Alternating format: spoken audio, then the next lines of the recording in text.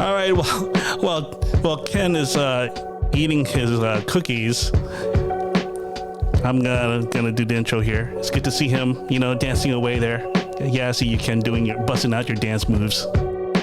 Anyways, welcome to another episode of the 2400 Block Podcast. This is the fourth episode of the fourth season, and I'm glad that he is on. And he's been making appearances on the show for like maybe four times now, I guess. I believe this is his fifth time, and I am just so honored to have him on. By the way, Ken, if you did not notice who made these beats, it was Gabe. It was Romer's friend Gabe, who lived on Coleman Place. He's the one that made the beats. Yeah. Okay, Gabe. Yep. Shout outs to Gabe. I'm sitting up here doing my A-Town, that 2000s A-Town stump. All right, let's get down to it before we talk about Ken and what he's been through. And by the way, I'm just so happy to just have him on this show. Talking with a friend is a great form of therapy. So that makes two of us here today. All right, let's move on to the next topic. All right, so we got some things going on here. I just jotted a couple of things down. And before we get started, I do not like talking about myself. I might talk about it in a more of a thought. Yeah, it doesn't have to be super specific. Thoughts that what I mean is, from a Sigma male standpoint, I like to be able to, say things and offer things, but talk about myself is kind of weird. But yeah, but it ends up happening naturally anyway. So go ahead. All right. Well, I think for this episode, this is going to be some sort of a challenge for me, because usually I just do informative podcasts. I don't really talk too much about, especially the current events that are going on in the news. The last time I talked to someone about what's been happening, currently at that time, was the Will Smith slap incident. And I was talking with a lady friend of mine, but she seems to be more aligned on his side and not Chris Rock. But I was favoring Chris Rock over what Will Smith did. But everyone's opinions on that.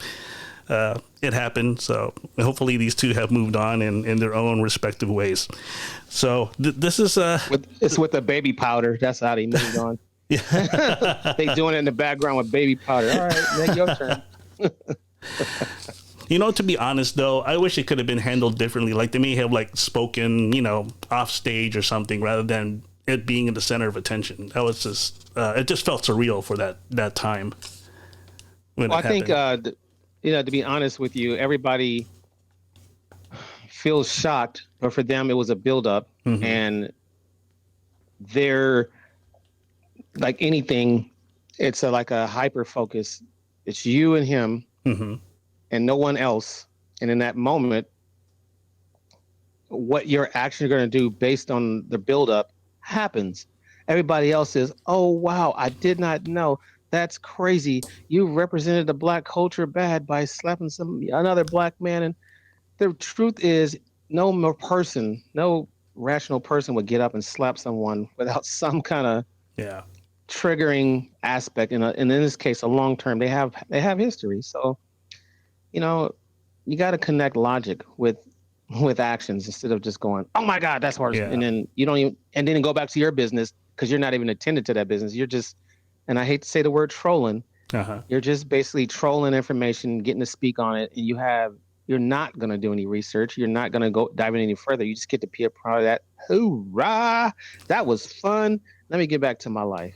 Yeah. So they live that real, they're living the life. So yeah, that's just my thoughts. By the way, have you been current with what's going on lately in the world?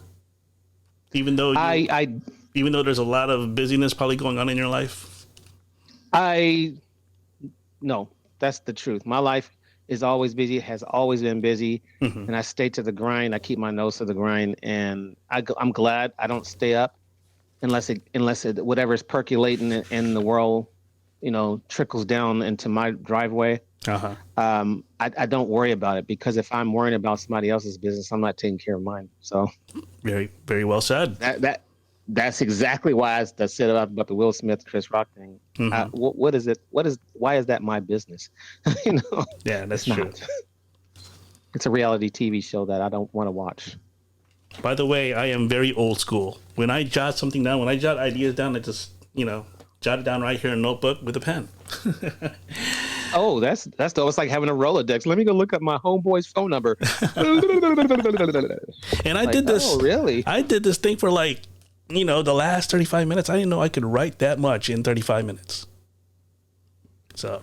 Wow. Yeah. So is that to say that you don't write, or you just didn't know you can write that much in 35 minutes? Because I'm a writer, so that's what I was saying. It's basically outlining and brainstorming whatever it is that comes to mind, and I just jot it down.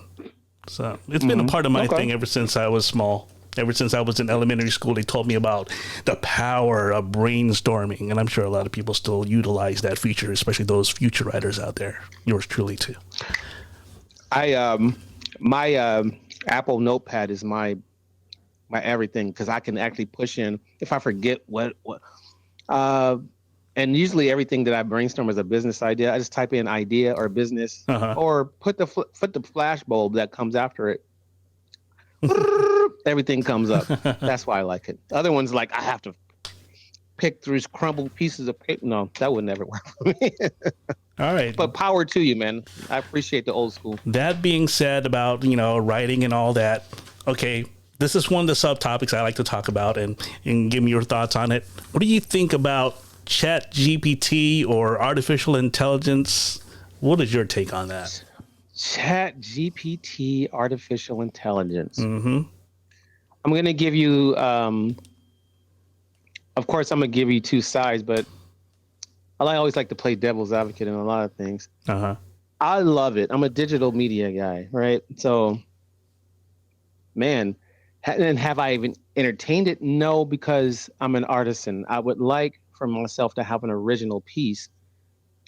But who doesn't get online? And my digital media teacher for my Adobe class, the best artists copy, and then you just put your spin on it. Yeah.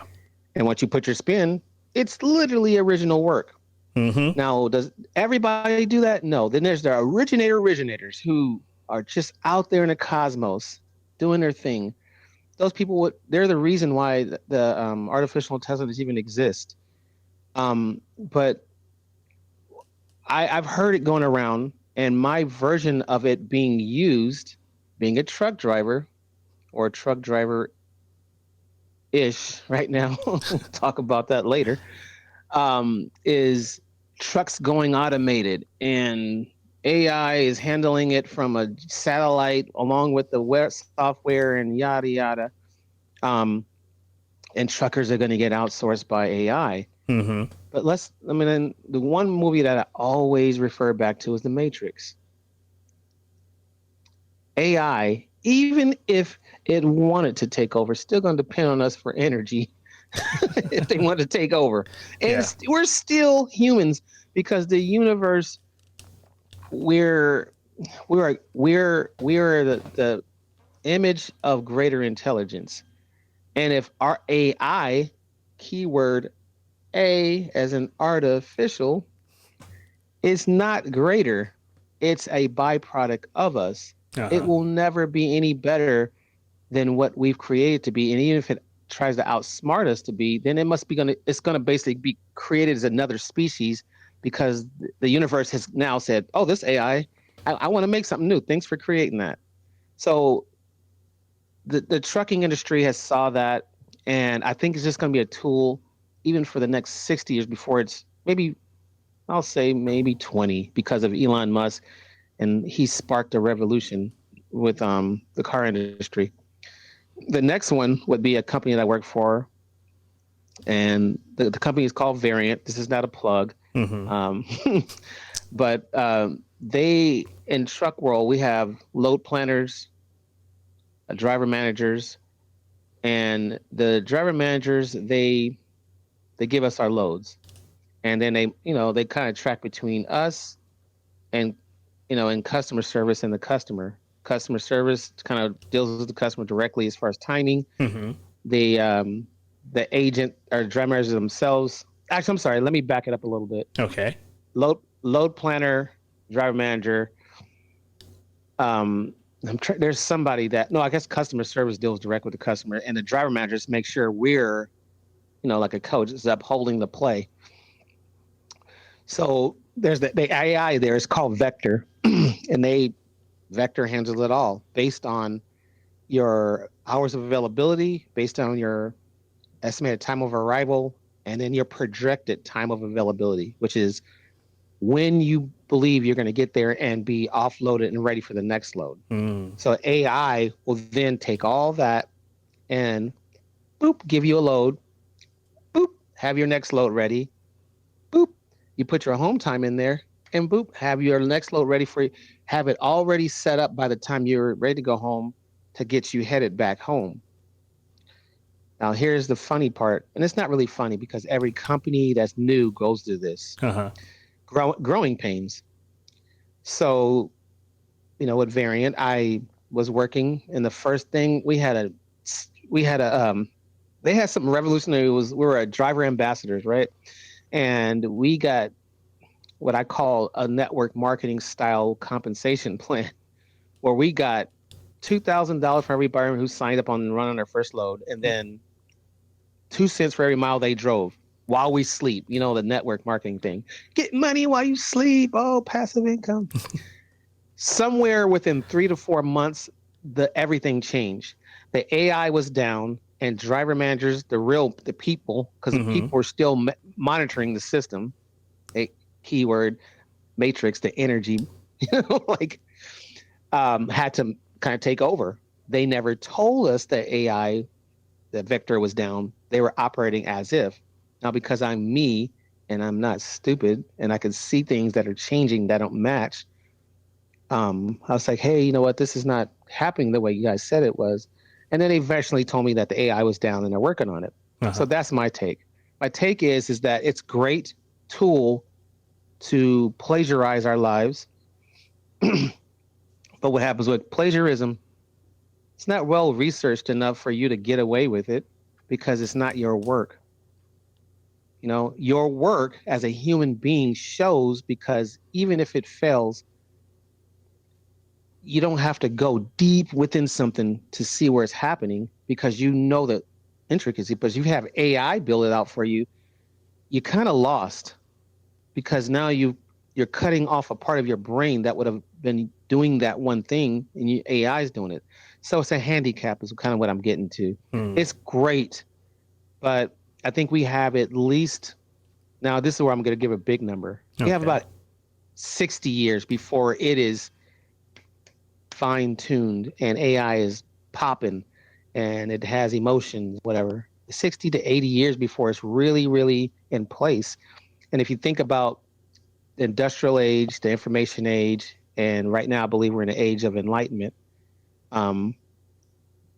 From Einstein till now, science pretty much controls everything, but it was still a subjective thing because Einstein had a theory of relativity, and then here we are 100 years later, we're able to prove it. But that hike in things took about 100 and something, about 100 years before we went from horse and buggy to boom, we're in space, we got cars, none of that. So as I'm saying, this AI thing is going to take about 100 years, somewhere around there, for it to be literally whatever age that will be, the lazy age or something. I don't know. But that's my take. I know it was pretty long. Yeah, I mean, it does. It is still growing, and hopefully it's gonna benefit us a lot more. When it becomes smarter and advanced. Let's just. And that's ahead. That's the hope. Yeah. Because we invented the vending machine, and there we go. Just trying to keep it optimistic. By the way, they're also trying to help people, especially in the podcast industry, make their material even more seamless and easy to make. It can even try to mimic our personality in a way, especially when it comes to trying to write a post, write something promoting the podcast. I haven't even jumped into that yet. I don't even have the money right now, but maybe soon. Oh, wow. I'll probably give it a shot and see how it goes. I'll try to experiment with that. Well, you said positive, so Yeah, and man, you focus. Is that where your focus is? That where attention goes, energy flows. I'm just like that little kid. I'm just like that. Yeah, that little kid that would just love to experiment with things. I always love messing with my dad's stereo system, and this one is no different. But this one is basically on my own actions now, doing my own thing rather than touching someone else's stuff and almost destroying it. But isn't that how we learn? Yeah. Someone goes, "Oh man, that sucks." Well, get your own. But again, that's why I said I was playing a devil's advocate. That was the devil's side. The good side is, as a creator, as you well know, any help in our creative process allows us to just dabble in a lot of things. And I think that part is amazing. So if we stay on the actual positive aspect of it versus, the capitalistic side of things, then yeah, it's going to be amazing. Yeah. By the way, I'm not sure if you did this. It's been a long time now, but I'm sure you had made AI version of yourself, right? In different avatars and whatnot. Yeah. What did you thought of those when you looked at yourself? What's the I forgot. Voila, that one I liked. It wasn't an avatar that I guess technically it was, but Voila did a pretty good job because they take you to different eras in time with the look. The one for Apple, I wish it allowed me to shave my beard and do a fade and get a little bit more fine-tuned to me versus a small version so you look kind of like yourself. But I guess that's a work in progress. But I always thought, when I made them, I kept them. I didn't really after I made it, I liked that one, and I wasn't going to change it based on the fact that you couldn't customize it much more in the facial features. But yeah, I did. I loved it. And actually, one of the funny thing is, you were one of the people that have been doing it for a long time. So I was like, what's the point? Should I, then it was one day I just said, you know what? I'm gonna create one. I want one. That's kind of how it started. It was literally you. And no, I think it was you just seeing yours. By the way, did you notice my profile here on this thing? Oh, yeah, you haven't seen it yet, right? I have not. Yeah, it really looks like me. This AI version, and of those that were generated, I believe there were like 50 of them. There were some that didn't really look like me at all. It had hair. I'm like, wow, it had hair, and I don't even have hair. And I generated photos of myself that didn't have hair, and in like maybe 3 or 4 those photo art, I had hair. And wow. some of them didn't even look like me. I was a little bit disappointed, but I kept the ones that really looked like me. And this one right here, and this one profile for this this podcast production site that we're on right now, I have it on as my profile picture, and it really looks like me, like to the point. Well, I shouldn't say I haven't seen them. I'm just thinking, is this a new one that I haven't seen? Because you've made some ones that are I thought, wow, his avatar must be on fleek, because mine looked kind of basic. Like it looked kind of, So I'm not sure if the one you have now is new, but I have seen the ones you've drummed up, because you've always had an avatar. You've always, as long as Avatars has been out, you've always had one. Yeah, maybe even before the movie Avatar. Just kidding. Oh, and don't even get me on that one. That new Avatar it's a little bit more spicier than the other one. Yeah. It's real crazy. It's kind of like the second Wakanda, Yeah. Can you believe it's been 13, 14 years since the first one, 2009, I believe? Yeah, 2009. Oh my God, man. And I heard now it's gonna go all the way to 2031 for the very last one. Avatar 6 or Avatar 5. I think Avatar 5. Avatar 5 will be in 2031. They're locked in. The franchise is locked in like that. Wow. Yeah.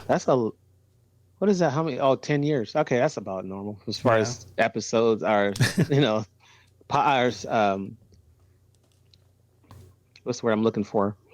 Episodes with seasons and things like that. So yeah, 10 years. Okay, that's about 10, 12 years from now. It's not. Yeah. But this sounds crazy. 35. It's back in the days when you see movies. The year 1999. It was like, oh my God. 2022. Here we are in 2023. It's like no big deal. Yeah. Yeah. And can you believe that Fast and the Furious is now in part 10, what you call it, during the 10th one, and it was in 2001, I believe, the first one came out. So now we have like 22 years of Fast and the Furious movies. The one that I mentioned before, I love that the Fast and Furious franchise pretty much kept it motion without no spaces and years. Yeah. But the Matrix, why did they take 20 something years to come out with this fourth one? Yeah. And I'm a Matrix guy, so I guess I like the fact that towards the end it showed where it was going. You know, it's going to be another one. I was just kind of like, oh, okay, okay. But here on the positive side, as far as an evolution standpoint, because back then in 2002, one of the Wachowski brothers, you know, became a Wachowski sister. Yeah. And back then it was, oh my God, you know, and probably has been in all the time history, but now is a time where why is it a concern for you type thing. So that, you know, that's a positive thing. And I think she's been in that realm probably since like during the making of the Matrix. I'm not sure which one where she came out and started going that route. So, I mean, that's a positive aspect of it. I haven't really dived into the personal aspect for that, you know, one of that director, but that's awesome. I was just like, after all that and the changes, we got the Matrix 4, and that was what you guys got. Okay. Yeah. Well, it is what it is. By the way, I know, right? Have you heard about the submersible that is like 13,000 feet below water right now, and it's right near the Titanic, and there's like 5 people. Well, most of them are, of course, you know, the wealthy.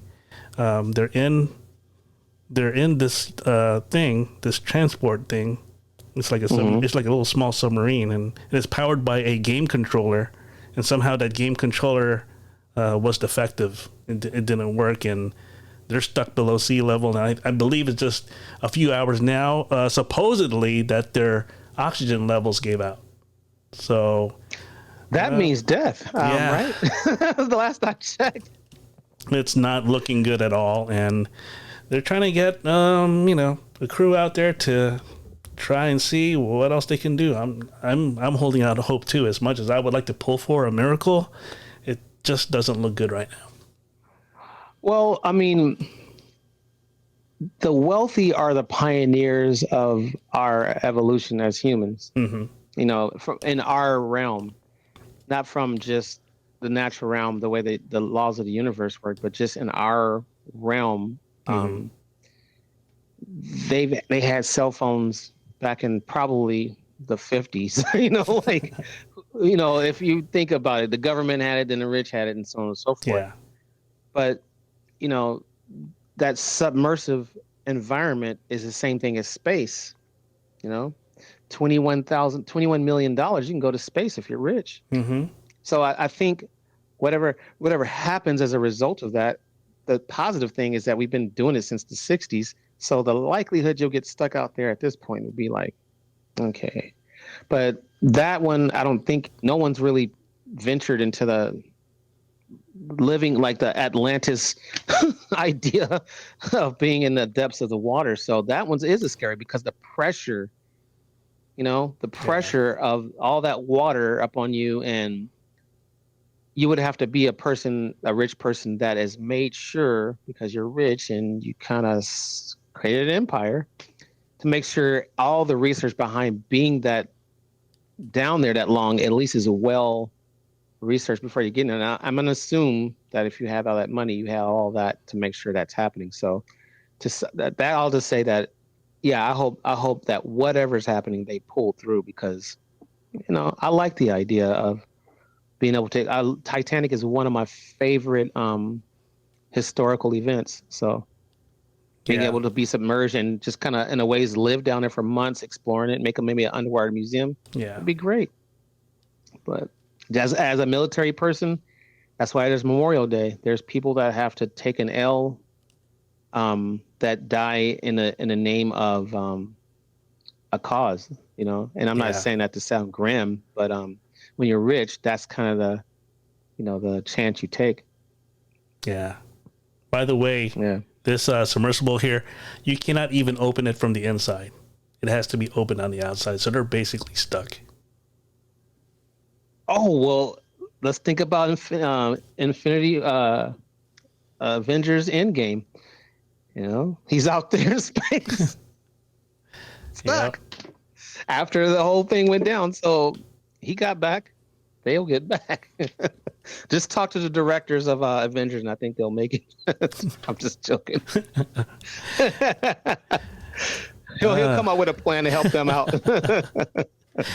Okay. Tony Stark's made it. You'll make it. I just have da da da da da. I'm like playing with people's lives. I'm sorry. I'm a dark humored person. So. Oh, it's okay. All right. I'm going to talk to you about, you know, the things going on. We've all seen it in the news, a whole lot of negative going on in these inner cities. But let me tell you, man, it's not just about the inner cities, but it's also happening here in the suburbs. Let me tell you, man. I mean, this is just based on my personal experiences here. Okay, here I am in a Costco. Got crazy ass shoppers, and you know they would just go crazy with their carts, almost, you know, hitting my girlfriend who is in an ECV. Come on now, and then God. Also crazy even worse, ass shoppers. They drive so damn fast in the parking lot, like you're about to, you know, run over somebody. My goodness. So, you know, that one I've been encountering, you know, during the last few months, during, you know, my previous stops over there. They're just crazy. I'm sorry for those that if I said that generally about all shoppers. No, not all shoppers, but those that do that kind of action. Those that are crazy ass shoppers. Yeah, those are crazy ass shoppers. And let me tell you, this should be a label. Let me tell you too, Ken, that, you know, the suburbs can be scary because, man, I was in a situation. I was at a stoplight driving a company vehicle. I was with my girlfriend. We were heading home, and I was right at the line at the traffic light. And this dude is about to turn right? Next thing you know, he's trying to turn right, and he gets so aggravated that he just, you know, puts a thud, you know, on my window, you know, wanting to, you know, he was go. That close? Yeah, he was that close, and he was just so impatient that he wants to go. So and he got out and thudded your window, or he thudded? No, he was still in his vehicle, and he was just thudding my window. I mean, he could have like went about his business if he wanted to on the shoulder. Is he part of the, you know, Plastic Man, the Electric, you know, the Fantastic Four? He, you know, how does your arm, you know, get that far to, you know, violate somebody's space like that? Yeah, he was actually, it was at the right side towards the rear. That's where he was knocking. That's when he was doing the thud. So he was close enough from his car to just, got it. So he basically, he got less than, basically crashing distance to knock on your, wow. Yeah. Is that a Chicago thing or? I have no idea. This is the first time I encountered such a thing. And just a few days ago, I was in the gas station just pumping gas like normal and going about my business at my usual pace. And there's this grumpy old man. He's like, come on. And then, you know, I just went, you know. Well, you can't forward. Really. I mean, grumpy old man. You just you already. Oh, he was just. There's a whole movie. Yeah, he would just. He's just part of the. He just kept rambling. You know, he would just saying so many bad remarks towards me, and I just I know he saw my mouth moving when I just said jerk. You know, that was it, and I just moved on. It's not loud even, and proud. Yeah, it's not even. I would not even waste my time with people like that. He's probably like either on meds or he must be drunk or something. I don't know. Well, I mean, you know, and I think this all surrounds, you want to say being a good human. Mm-hmm. I think we've gotten to a point where, and this is kind of, you know, this is my perspective on, you know, evolution, the evolutionary impact of being a human being. Once we introduce, let's say, for instance, AI, mm-hmm.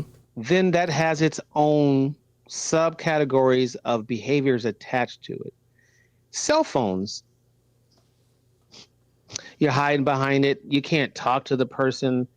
Like my son, for instance. Now, and this he wasn't on the cell phone; he was on his iPad. I'm like, son, peel away. So it comes with. So we become so detached from our outer experience that we're not necessarily inside meditating or anything. We're in a zombie-like state, and all the person cared about was making a turn. Where he had to go probably didn't even matter, and that's where and I don't want to say the word good human beings because I don't really buy too much into dualities like that. I believe good and bad is part of a journey. So I think we talked about things are so bad right now, but things are not. And this is just my perspective. Things are not necessarily so bad. Our minds are not really joined to the actual bigger picture of the journey. Mm-hmm. We have personalized everything because this is our personal narration of if you got that voice in your head going on, that voice in your head is not really personal to you. It's just narrating your journey. But we've become so wrapped up in our emotional mind that good and bad is, our endorphins are good and cortisol was bad, but that guy knocking on the thing, his cortisol levels are high. So he said, I think I have to extend my arm and knock and risk the fact that JE might be carrying a VP9 Heckler and Koch ready to, light him up. He didn't know that, but it's a stupid thing to do, right? Yeah. And Chicago is not a, Pleasantville. You could have been that guy. Yeah. So, it's really sad, where we are, but the truth is it's inevitable that as we begin to keep being who we are and introducing things and cars, and these are just sub behaviors of it, and when I said the word mindful, that's why I said the age of enlightenment. People are beginning to get tired of dogma, tired of things, and they're not equaling. So we're entering an age where people are starting to wake up. So hopefully more of that happens, and you start to become more aware of your actions and what you've been doing and waking up, like kind of like in the movie Soul, where they were selling and they got that hedge fund manager, and he was like, oh my God, I hate this job. He was make a trade. He was there. So hopefully that starts to happen. And that movie is a direct depiction of where we're headed. People are starting to finally wake up, and that scenes are going to not necessarily happen less and less, but something is going to start balancing out to lessen that, because, the balance is starting to happen. That's kind of, I guess, what I'm trying to get to. Cool take. Yeah. By the way, I'm about to branch onto this next one. Actually, it might be related to that too. The lawlessness and chaos going on in the major U.S. cities. There's, people dressed up in masks. Even during the post-pandemic, all of a sudden we got, masked robbers and hoodies and tight jeans. And then there's, they shoplift, they cause looting and they're in mass gathering, causing disturbances everywhere. There's carjackings, there's uprisings, and it seems like the government and authorities have gone soft on crime, man, and evil is everywhere, man. It's fairly obvious. Go ahead. No, I'm listening. But as I'm listening, I'm like, when has that been different?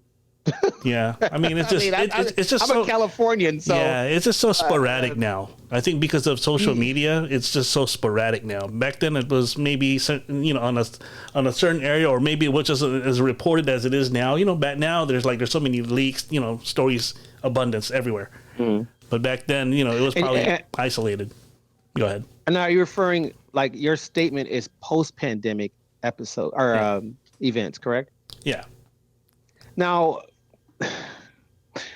social media has been alive and kicking in its full girth, really, in the last 5 or 10 years. It was really initiated when Vine and MySpace.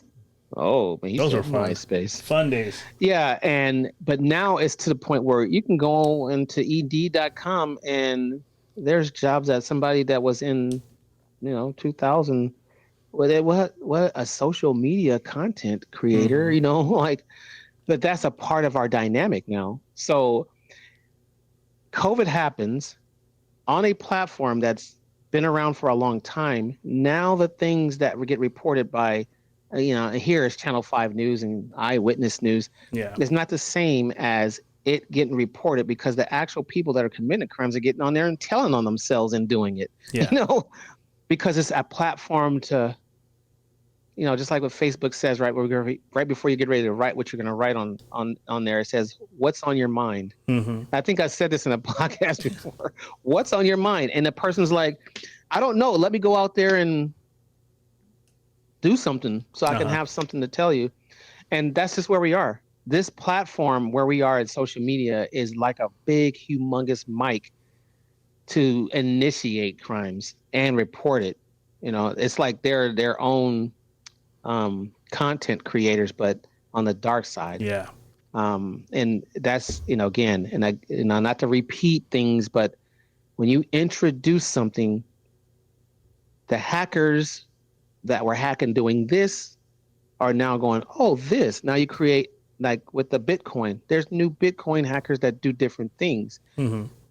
And when social media happens, COVID happens, people are now recessed in, they're getting more juiced up on digital media because they're at home, isolated. So now you can just get on, the Library of the World and learn University of the World on YouTube. That's a plug, by the way. YouTube is the University of the World. You can learn anything you want in 5 minutes, and now you're doing it. And now, if you have people at home that's not really busy doing anything, you can go ahead and name the crime and predict when it's going to happen at this point, because people are, back Yeah. out in the world now from COVID. And, you know, but as an evolutionary process on the positive side, we now grow new processes to meet that crime. Um, and police reform as a result of George Floyd and all that, Uh-huh. and COVID and all that, starts to grow new branches and tackle it. So it's always going to be, oh my God, that's bad. Well, then we're going to come up with this. And then, oh my God, that's horrible. Okay, then we're going to come up with that. And right now, my hands are forming a tree of life. It's literally another root. Boom, we're creating another tree, and those trees connect, and it's a network of things happening on different time frames on the timeline of life. And again, I'm a studier of consciousness, so I can get deep in how I annihilate. But that's I'm a intuitive mind thinker, and that's just literally what happens.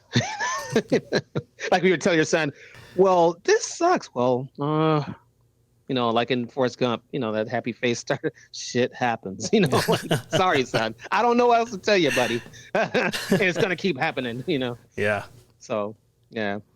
But yeah, it's really sad though. I'm not going to lie, in general, from just a everyday standpoint, it's sad. It's really Yeah. sad, and I'm not going to say this to bring up another topic, but the rappers that are just dying, Yeah. like his flies that get famous for like 5 years and boom, like Yep. Offset, Takeoff, Yeah. it's wow, like senseless, just senseless. And you watch a video on TikTok where an abandoned Lamborghini, was a purple Lamborghini, abandoned with blood all over the street, just Hmm. abandoned, and the person films it, and none of that would have happened in pre 20 years ago. Like, no, that would have been brushed up and cleaned up. No, now you can commit crimes and somebody can just film it and it's on there and it's Yeah. freaking horrible. Just doing all And, nonchalantly. Uh-huh. and now we're getting desensitized because the stuff is happening so normal. Like, oh yeah, that was horrible videos ago now. So what's next? Yeah. Desensitization is happening. This sucks. Yeah. By the way, Ken, us being friends for this long, don't you miss the simpler times? Yeah, getting back to what I was saying back then. Yeah, I do, man. I do. I'm a young soul, even though I'm 46. I don't really think about back then anymore. I'm Mm-hmm. like I said, I don't know. Are you in the times? No, because I'm busy always in what's going on now. But yeah, man, things are much simpler, and like you mentioned before, you can actually communicate by just getting on the phone. Yeah. Everybody text, and for me, because I'm ADHD flyboy, conversations on the phone are good. It's just that everybody's busy. Yeah. So you have to literally schedule them and like I said, date or whatever, and just chop it up. Like this is almost the most advanced new form of taking a phone call, and we're gonna make it a podcast at the same time. So I miss the simpler times, but I like if you can pick out the other bad stuff. Yeah. How the simpler times can be even better, and we could see each other and record it and have somebody else that like to be friends doing this and relate. It's kind of, we need to weed the garden. That's what I'm saying. There's been a lot of wonderful things that's happened in our time since the simpler times, but we need to weed the garden, man. All these wonderful things still awesome, but we need to weed the garden.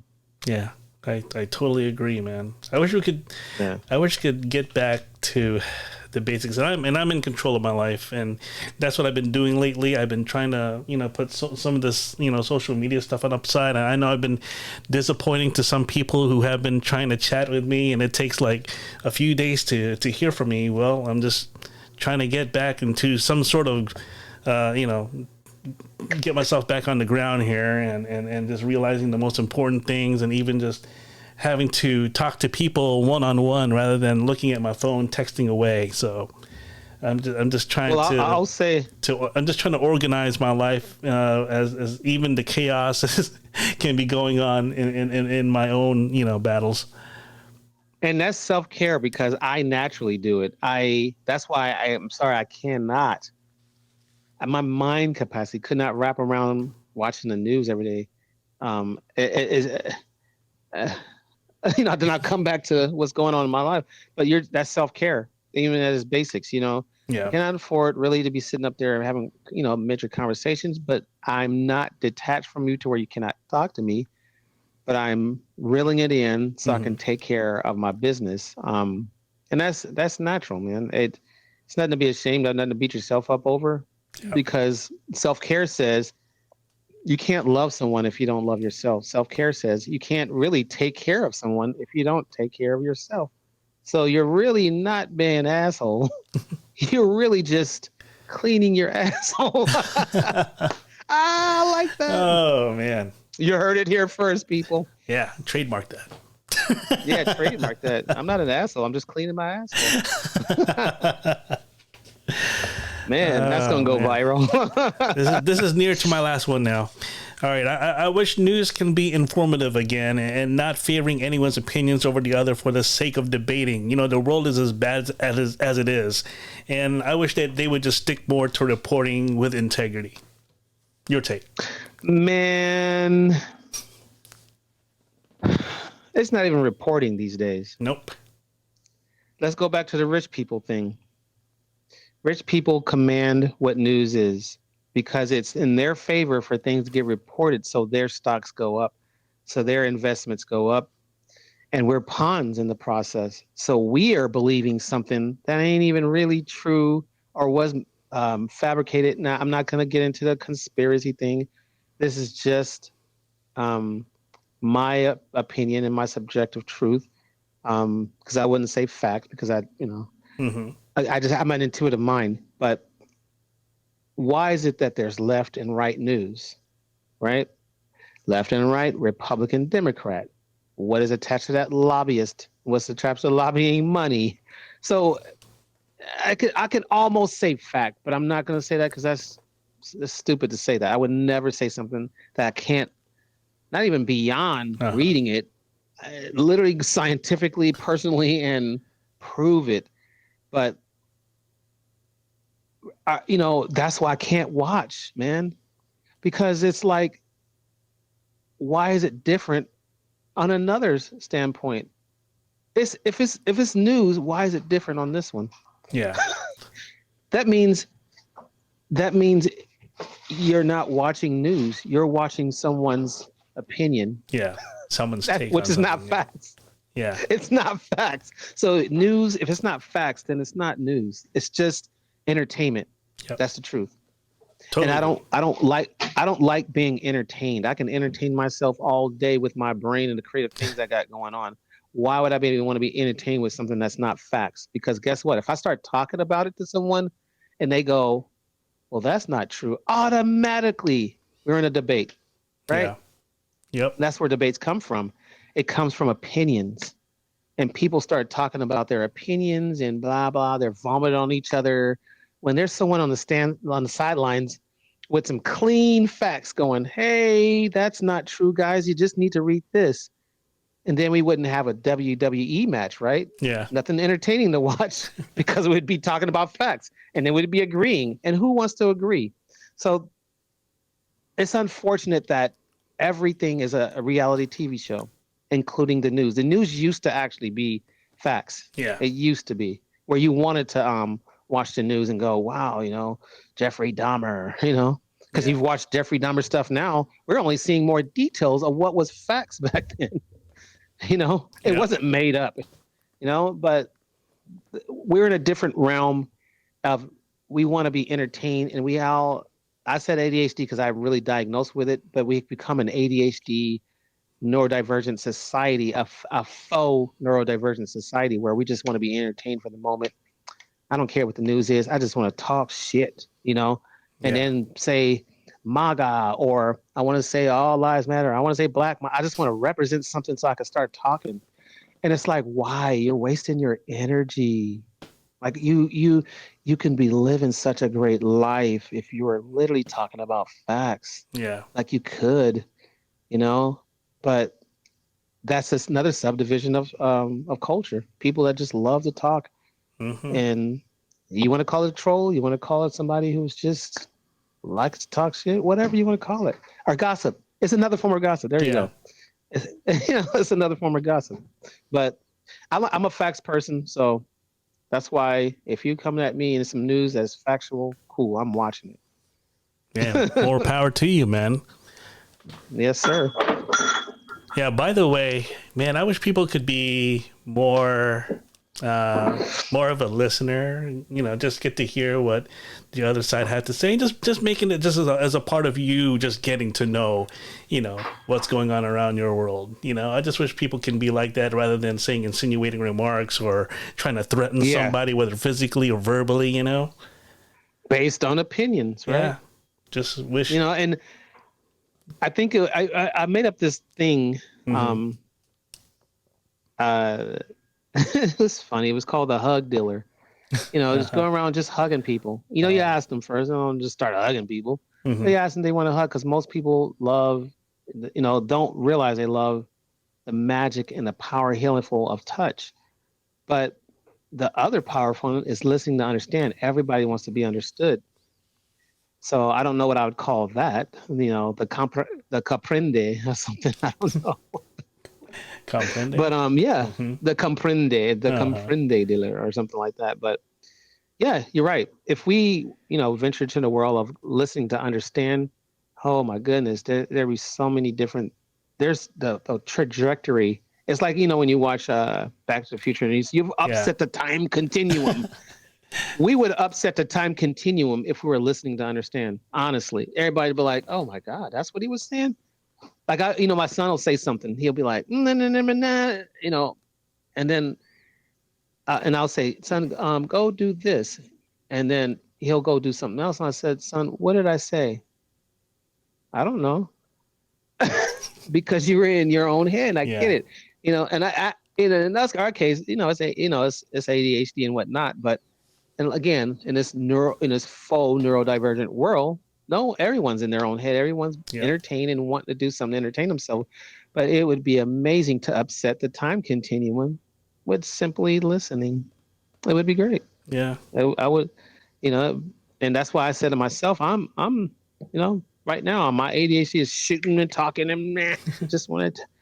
But I mean, again, this is also a podcast, and it's not meant to be this PC'd format, but I generally do want to work on listening to understand with statements like, from what I'm understanding, you said that, your girlfriend. It was in the parking lot, and she almost got run over by crazy ass shoppers. See, I would not be able to say that if I was not understanding. And then that was 15 minutes ago in the conversation. Yeah. But I'm working on it. You know, me personally, I'm working on it. Yeah, and that's what we have to be, everyone. We have to be good listeners. And I'm glad you're on that, Ken. I'll say because, you know, I've been through 5 months of rehabilitation. I choose to do that. And I get to do that. The have tos, you don't have to do nothing but be Filipino and die. I can be black and die. That's my only obligation because it's there. Yeah, I can't change my race. Yeah. But I can choose to be a good listener. All right, so you're ready for my very last one before we talk about you in a bit. All right. All right. The very last one, the last stand. All right, this one's on sports. You know, Ja Morant, the basketball player from the Memphis Grizzlies. Oh yeah. Yeah. Well, looks like he was caught the second time, you know, flinging a gun, and now they're putting a 25-game suspension. And I believe it's too lenient by the commissioner, Adam Silver. And I think, for me personally, I think he should be out like maybe half of the season. And if he does it again, maybe the third time, he should be out the entire season. Your take?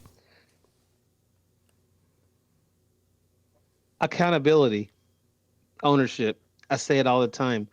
If you do something, and you're right, 25 games is like taking his lunch money, you know? That's nothing compared to the violation. And I think there should not be just, you know, I don't know if he's not taking ownership on his own end for his actions, but I think the commissioner, yes, should have something that really says, and I tread lightly when I say this, because obviously when you talk about prison reform and everything, and they deal out these sentences that are not even right for the crime. I tread lightly when I say this, but if we talk about 25 games, again, that's lunch money. Yeah. The impact, if we're still talking about now, would I use the same punishment? No, because as a father, I'm learning that punishment alone doesn't teach you anything. It teaches you how to be more angry. But understanding why the person did it and giving them a lesson for the thing would be to correct, which corrections. That's what the system is correcting.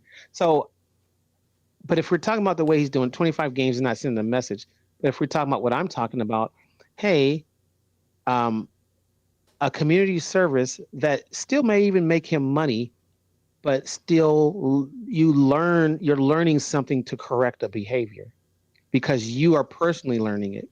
So therefore, there won't be another time we're going to get, and again, in his sense, suspended, or in this sense, you will go back in the community and do it on your own without doing something like that.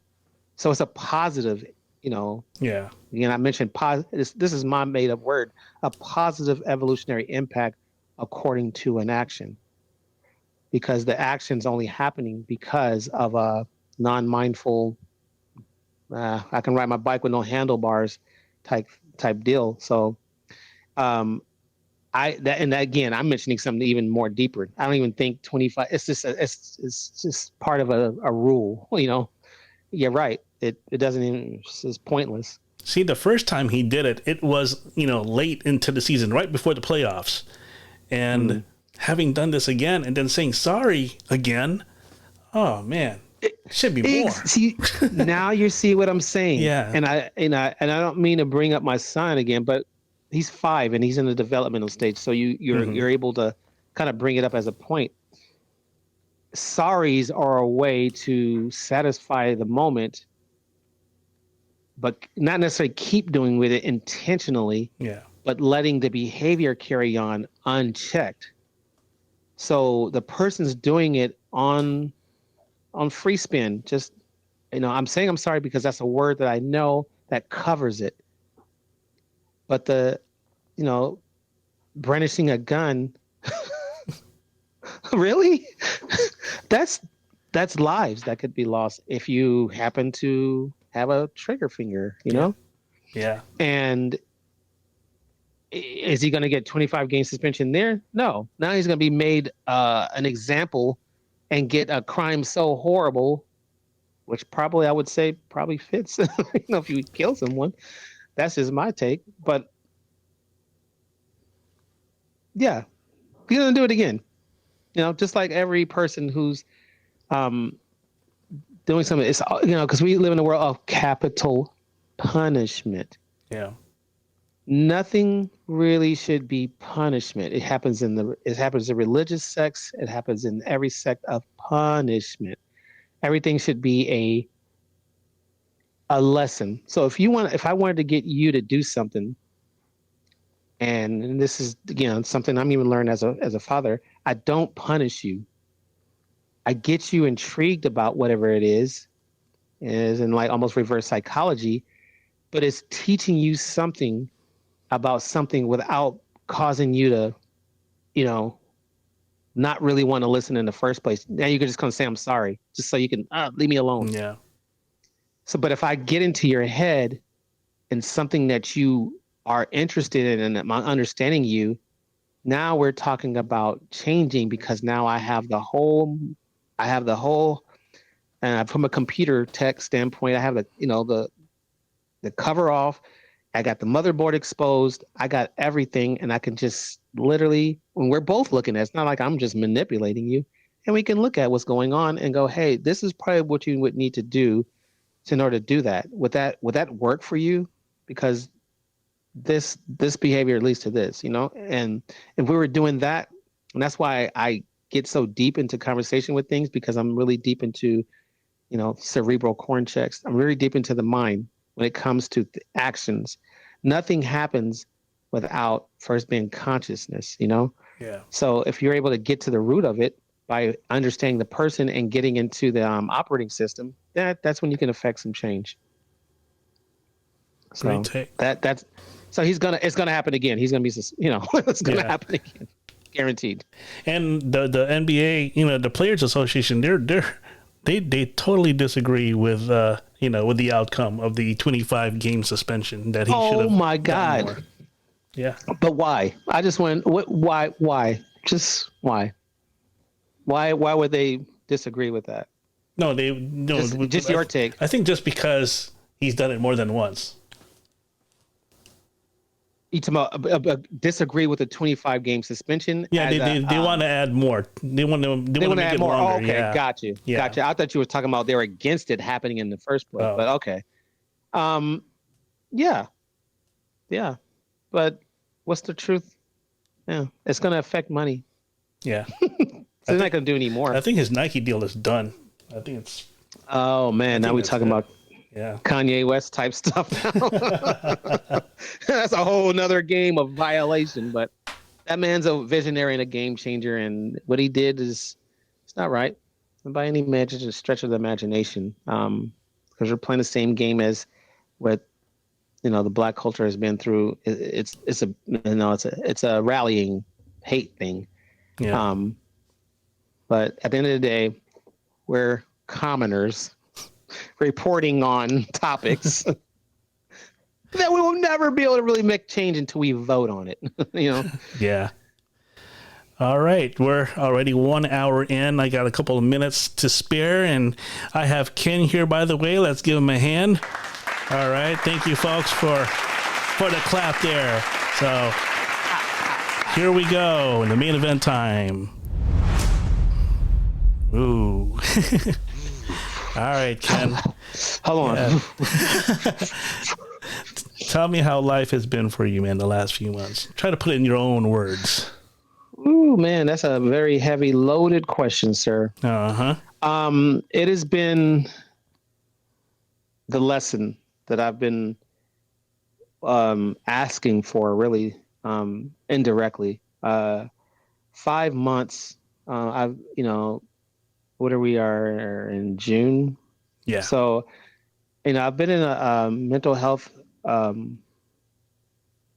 rehabilitation for three, I'm sorry, and a psychiatric hospital for one. So a total of 4 months from January all the way to April. And I'll just get right into it because it's not really a trigger for me anymore. It's just reality. I wanted to end my life in December. And it's an accumulation of not just what was happening at the moment, it's accumulation of frustration of living a life where I can't really comprehend why things are happening. Most people say, well, isn't it a result of your actions? Of course it is. But if there's a kink in your record and it keeps skipping back and playing the same thing, you want to know why and how you fix that. And I couldn't get the answers because at that point in time, I mean, it's 30 years, that I've been doing this since high school and in the Navy and life. And, I'm a truck driver and I got to the point where I was making the best money, but I was still pushed into nosebleed section of stress. And I was like, dang, my relationship is rocky as hell. I'm making money, but is still going to things that the catching up from things that are behind from the last event. And and the stress of the relationship at the time brought everything into a nice little bowling pot. And I was just like, you know what? If we can't even be on each other's team when all this bullshit and fuck this, man. I'm done. So I got on the freeway and walked. I actually filmed it. I didn't film the whole thing, but I filmed myself getting onto the freeway. And I think I did that from a documentary standpoint, being a videographer, a cinematographer, a photographer. I indirectly, as I said, I don't like to really talk about myself, but I want to tell some truth, some facts about things. And as a person who is major depressive, ADHD, and from what my psychiatrist says, I'm also bipolar, but that's neither here nor there. I don't agree with it. You want to tell some truth about these things because people look at it in a pop cult standpoint. Oh, my ADHD is doing this, and that person must be bipolar because they're angry, and then they're doing this. But that doesn't necessarily mean they are or anything like that. So we're talking on opinions. Why? Why are we talking on opinions? Why are we not talking about things that why don't you take your lazy ass and research? Because we don't want to take the time.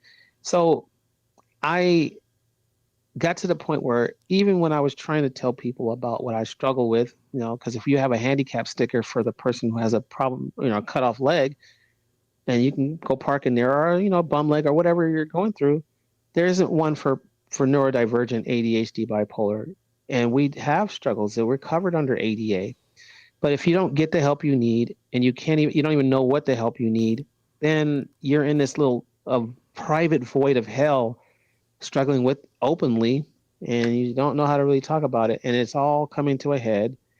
And for the record, my whole family is neurodivergent, a big boiling pot of ADHD, where autism, bipolar, and oppositional defiance disorder and all that. It's a heavy load of mental challenges to go with. And I walked on that freeway with the very much intentions of getting in front of a semi truck specifically because of being a truck driver. So I can be done. I'm done. And most people say, oh my God, that's horrible. But here's the thing about people and their concerns about someone wanting to commit suicide. Are you really concerned, or is it just really horrible for you to hear about something that is sad? Because a person who is concerned will be there, even if they're not saying nothing. Yeah. Because they want to be a life saver. So a life saver doesn't talk; it's there, keeps you up, the buoyancy of keeping you up above water, and that's what life is. It's a very torrential water system, with the calmest place being at the bottom. No matter where you go in the world, those calmest places at the bottom. But the lifesaver is the person who's there to help you just be in that buoyancy. You even got the waves tossed, but they're there helping you. And a lot of people have lip service when it comes to things like you're depressed and they say, well, anything you need from me or whatever. And I've learned that help is only as far as the letter P in it. It stops there. But if you were to ask for it, it's you'll get the help, but not just the quiet, warm embrace of just being there, man, and being understood that this is very serious. So I got to that point, and only thing that saved me in that point was the fact that my intuition is what it is. Like how I talk, how I enunciate, how I articulate myself is everything that makes me me. And my third, I call it inner awesome me. I am, dude, really? I mean, you said you never give up, man. And there's so many things you want to do. And didn't you promise your son that you would never be, always be there for him, and your daughter that you would always be there? And in that point, I was just like, but I'm in pain, man. I've listened to everything. Let me rephrase that. I haven't listened to everything and I haven't learned everything. I've listened to everything that was told to me. I've applied everything that's told to me. And the pain of going through it over and over, compounded every day without a place to breathe is suffocating and horrifying to live a life where you're not really living. So in that quick span of time, because it was between exits that I stopped, I said, fine, you know what? If I can't be relieved of this pain, then I have to be able to get something out of this, And everything is a return investment, even if it's not said. I want to know that the effort that I'm putting in to live in integrity, I live with integrity. I do things with integrity. I have a big heart. I don't like talking about myself. I like giving things. I like giving of myself. I like giving things. I don't like getting anything because I don't really know what to do with it after I get it, So if I have it, I feel like I'm hoarding something that I really don't know what to do with. So giving is easier for me. So in that moment, I said, fine, universe, I will get some help. Okay. So I think maybe 2 weeks afterward, I was running an errand to go get the car serviced. And I forgot. I went to the Honda dealer, and the Honda dealer said, "Oh, it was a place that we bought the car from. It was a Ford dealer where they were selling the Honda we bought it from, and it was a." So they said, "Oh no, you can't get a service here. You're gonna have to go to the Honda dealer." So that little moment of that person not taking enough integrity to call over to where I need to go to help me, because you mind you, I'm in a very vulnerable place.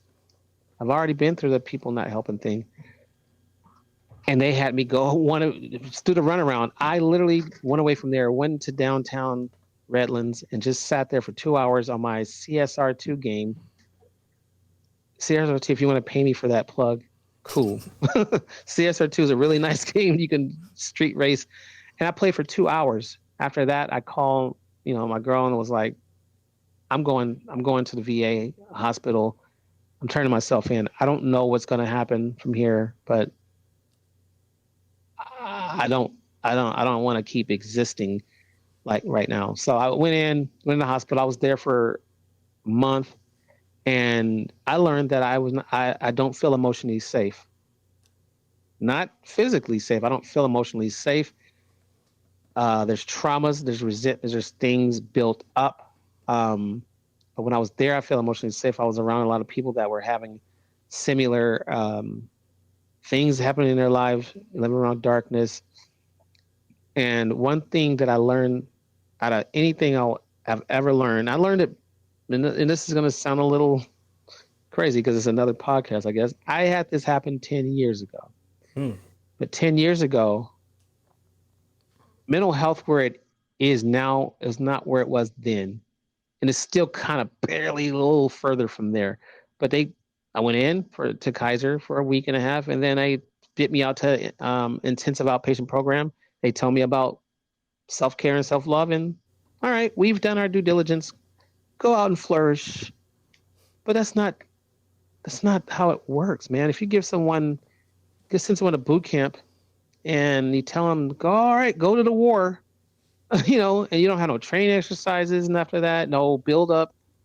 Yeah, you're fitting for yourself. So that's kind of what happened for 10 years. And when this time I said, I'm advocating for myself. There's another big thing. I found out about self-love and self-care, and that is why my life has been that way. I didn't have any core values for myself, meaning I'm not going to allow these things to happen before my ability to go take a walk, go to the movies, buy a motorcycle so I can go ride and do something that replenishes the draining.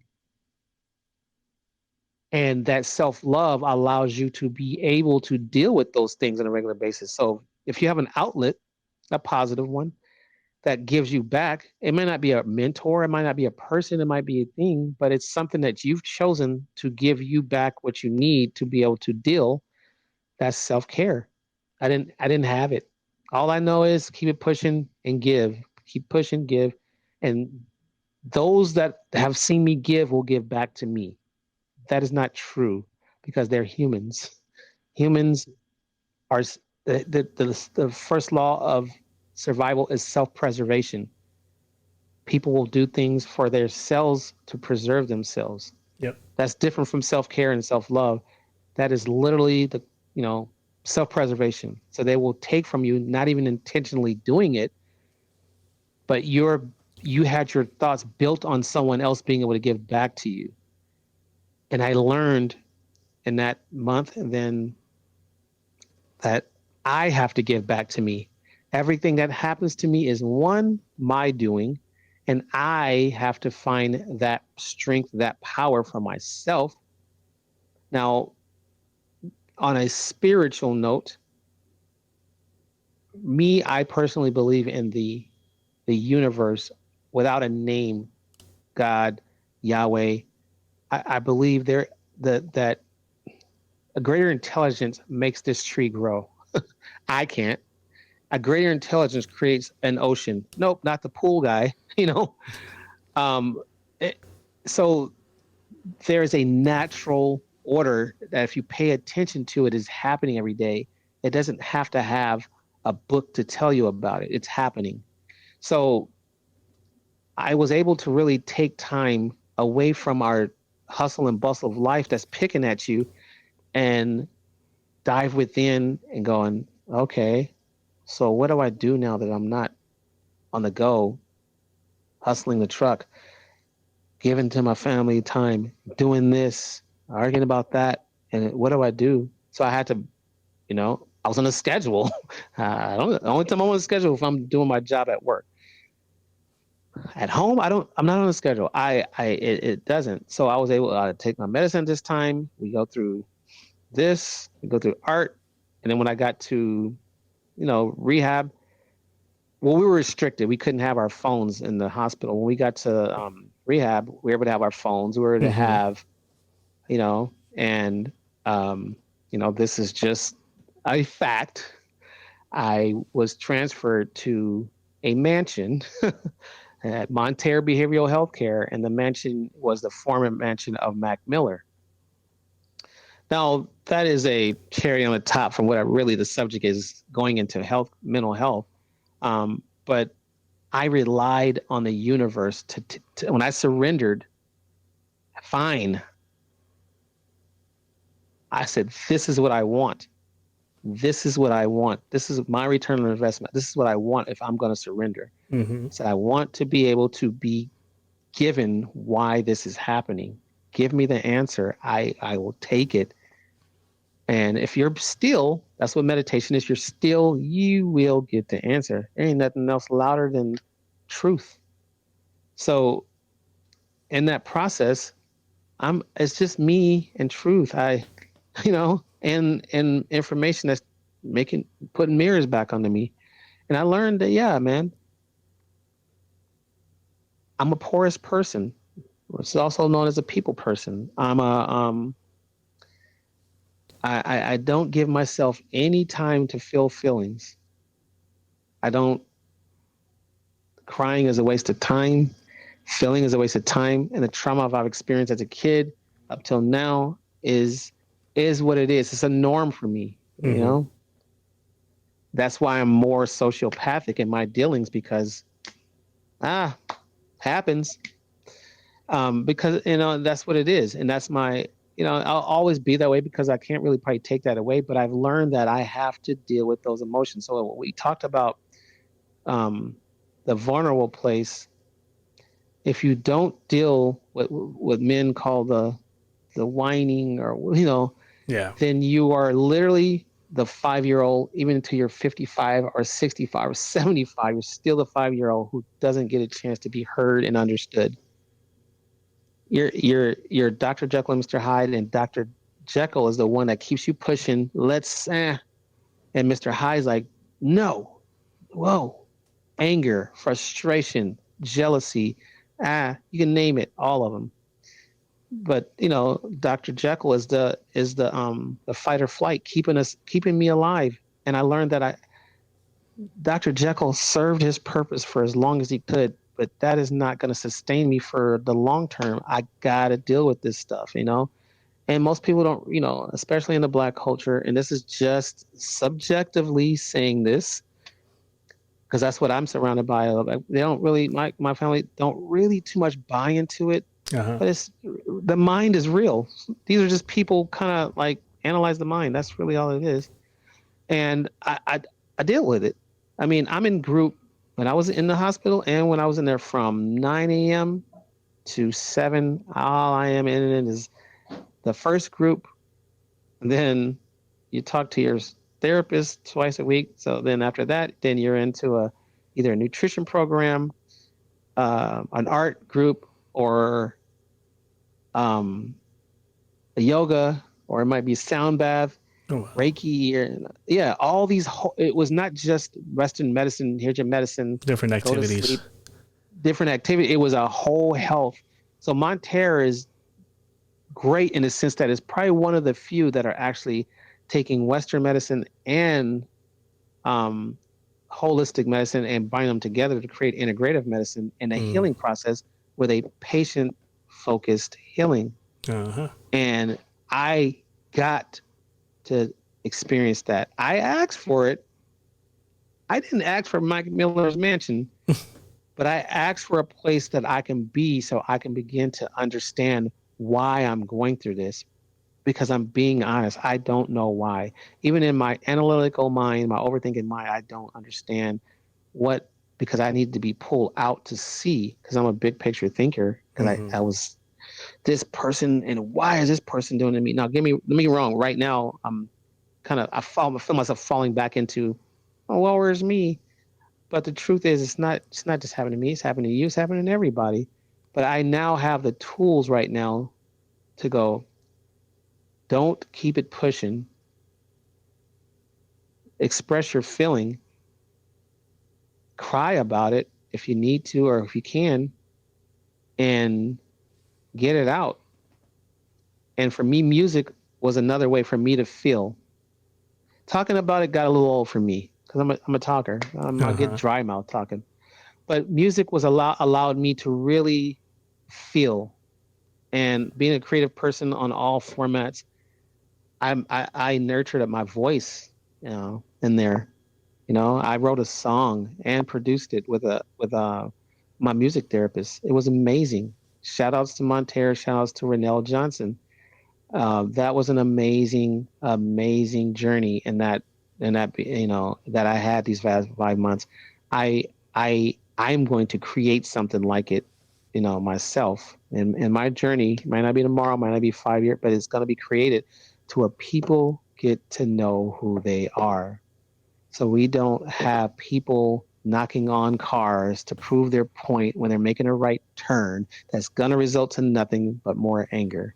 Yeah. When you know yourself, you don't have a reason to knock on the car. You're minding your own business. You don't, who cares? Like, so what? But when you take those 5 months, and I wish everybody could really do it, but it is hard because insurances, I'm not going to get into big pharma and insurances, but insurances control whether we get better or not. Not doctors. They're the puppets in it. they're trained very well to know what to do, but the insurances tell those doctors who to do it on and how much money we have to do it. But I'm privileged to be a veteran who served my country years back, to have had and the VA they're a bitch. But in this pocket of time connected with the universe, they sent me to a place so I could really begin to unpack enough to understand what was going on.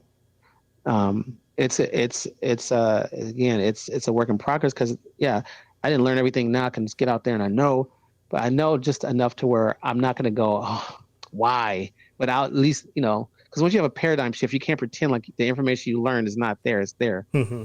So it's foundational. I'm thankful and grateful that it all happened. I think everybody should go through a rehabilitation, not after wanting to commit suicide, but before, as a preventative. And the one I create will be preventative. But if you don't take advantage of a mad, a sad, a happy, they're all alarms. The feelings are alarms. If you don't take advantage of that alarm, it's going to really turn into physical pain, and it's going to turn into more pain that you won't be able to deal with. And then you're going to be led to where I was led. But if you're able to at least take advantage of, hey, something's not right, man, and talk to a counselor if it's not going to be a therapist, talk to someone and get it out of your system.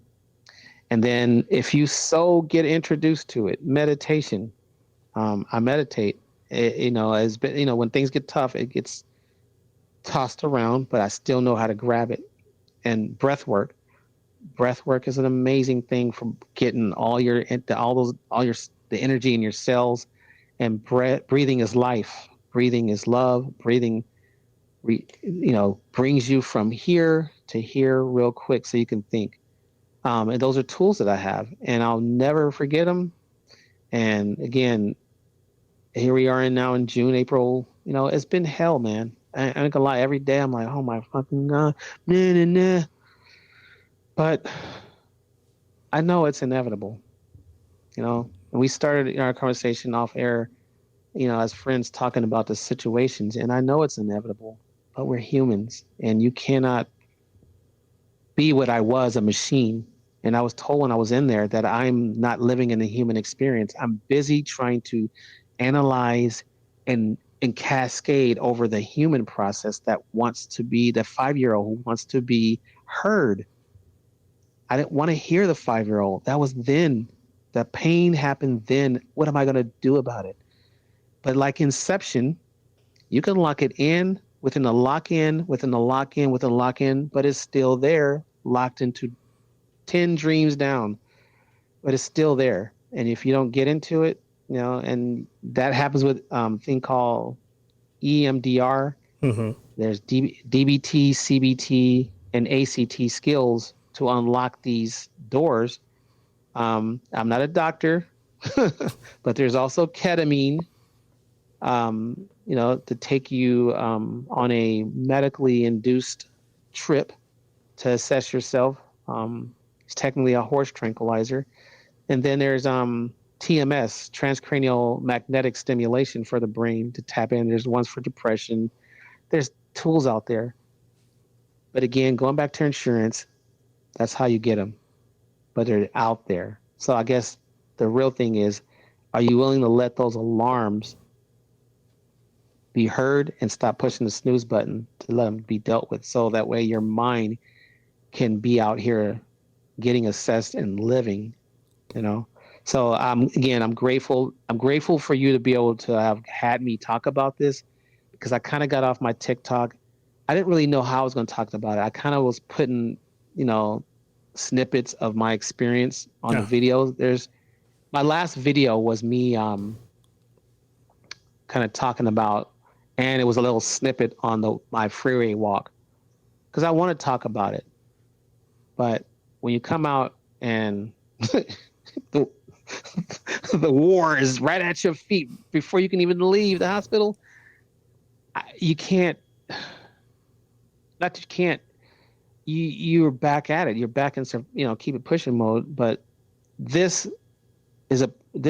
moment has allowed me to put it out there. So whoever listens to it, know that if you have a person in your family that's in that dark place, don't ignore signs. Don't be the lifesaver or not. It's in that case, it's really black and white. You're either are or you're not. You don't have to give them money or just be there. And if you're a person going through it, you're not alone. There's many people out there that don't look like they're struggling, and the keeping it pushing doesn't have to be forever. You know, a smile face with a sad inside forever. While everybody looks like don't think you're going through it, you are. It's real. Say something. Just try. And if you can't, it's understood that you can't. And if it happens that you will take yourself from this dimension, scientifically, energy is forever. We leave this vessel and we're energy into the bigger picture of this universe. But in this dimension, try to reach out. I mean, my intuition told me to try, and I did. I'm here. I'm talking on the podcast. But 4 or 5 months ago, I wouldn't have been. I would have been gone, and it would have been a different time-space continuum, and I didn't want to upset it. So I'm here, man. So that's the deal. I mean, there's a lot more to talk about on it in detail, but I just wanted to be able to just talk about the realness of it and the realness of getting through it. And it's fucking hard. Yeah, it absolutely is fucking hard. But the difference between someone who makes it and who doesn't make it is just not giving up. Because if you give up how hard it is, then you're done. Your story's done. It's over. But if you're the person that's going through this hell, but you have just enough energy and iota just to even just sit there and be still and not give up, breath will come, sun will come, something will come to just, boom, put you back into it. And when you're, there's a book called Think and Grow Rich, for those of you who are not as old as I am. There's a story in there about a person who had his gold mining business. And he's digging for gold, and he's getting all this gold. Then he gets to a point where he's not really getting what he was told, the vein of it all. And he gives up. And he's like, you know what, F this. I'm going to go to another mine where they say everything's cool. He sells it to this guy, and he sells it in the tools, everything. He's like, you know what, dude, I've tried. I am certain there's nothing there. A week later, this guy hits the vein. He gave up. So whether you like it or not, someone's going to benefit. You may not benefit, but whatever is there when you don't give up is still there. It's just that your time with it had to end, but that stuff that you're trying to get to is still there. So that's my spiel, man. I really, hope that this, touches somebody or makes sense for somebody. Man, I'm very happy to have let you go on this platform and speak about what you've been through, your experiences, and I wish you nothing but the best in continuing to excel on the daily.